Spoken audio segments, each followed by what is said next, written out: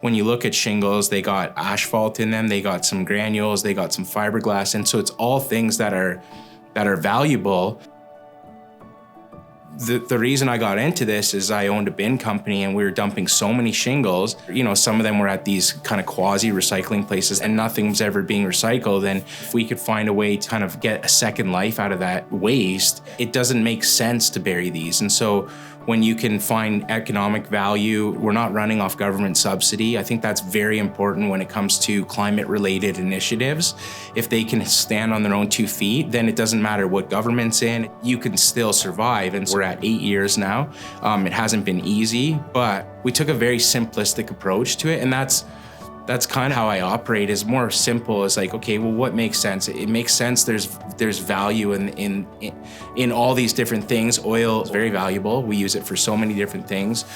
So that's the main product in shingles. So how do we find another use? And then it was just a lot of trial and error. 3-year mark, I started to like get dialed into not where it's today, but probably 80% of the way. And we sold our first bit of Razphalt, and the guy that bought it he did his driveway with it. He's like, this stuff's amazing. And then from there, it's just been continual tweaking to get to where we are now. So playing with product size, playing with product mix, trying some different things. And now it's about scale. So how do we let more people know what we're doing? How do we get in front of more people? Because not only does our product have really good economic value for the end user, it also has a negative carbon footprint because it's all made from products that were waste. This isn't just a crazy idea with potential. It's happening, and it's been well developed, well designed. He's got a really good handle on the product that he's created and the inputs required for it. It's just a really, really clean product that just gets better with time. So in terms of bang for buck, I just think it's brilliant. Epic has watched that for 8 years. Epic's been a client of Syncor since day one.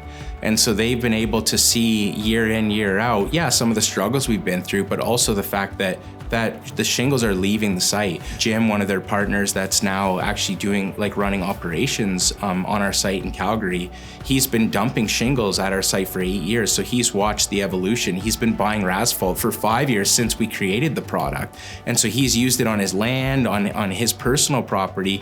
And so you have someone that's very invested he believes in it because he's been a user on both sides. This is for what Epic's doing now is probably looked at a little bit, like it's a little bit outside the box and kind of leading the way. And I think that's what they've been trying to do as an organization since Merlin founded the company, is to lead the way. How do we lead with not only our words, but also our actions? And this is just another step for them moving in that direction. We share kind of this dream of going, how else could we, be global citizens to help our little corner of the world? How do we do in poverty with some of this? How do we create more useful employment? How do we actually take care of the lovely earth that we've been gifted with, right? So I think seeing your passion and actually, kind of putting your sweat on the line and going, I'm going to actually create a solution for some of that's been very, very inspiring. And so to have now a team help so I can focus on the bigger picture, which is geographic growth. How do we get something that's innovative and works really well into more jurisdictions?